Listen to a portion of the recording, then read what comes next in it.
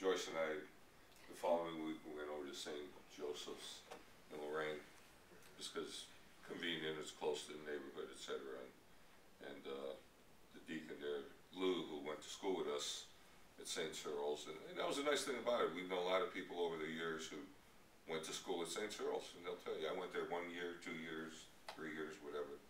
But he's the deacon there, and there once again, you know, they have the visiting priest, a mission. That was another thing, like George says, I can't understand why we didn't close. And the same thing here, you know, what would be so difficult to have a priest come in?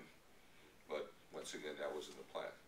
So we happened to be there, and I think that might have been the second time we went. A group of St. Stan's friends had notified Joyce they were going to have a big group there.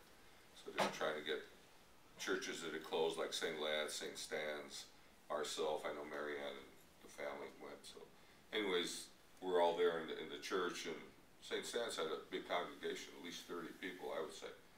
And then, you know, at the homily, you know, he welcomed, because it was a pretty packed church too. And he says, you know, how many people are here? You know, who's from St. Cyril's? Please rise. Who's from St. Lad's? I think a couple people did. But the point being was that in the homily, he talked about, you know, you are in flux, as George said, in remission, whatever you want, transition. That you might not know where you're going, but at least we're going to be closing in 6 months. They're going to close in March. So he's telling his people, who knows where you're going to go. You know, some people have decided, some haven't. But the thing is, in the meantime, it's like a what do you call it, a holding cell, a holding place. You know, that you got some place to go, but we ain't going to be here that long. So that struck me. You know, that you could imagine, let's say people the immigrants coming over, you know, where were they going? You know, they were going to be here for a while, but they were going to be there for a while, so, you know, so that just something went through my mind.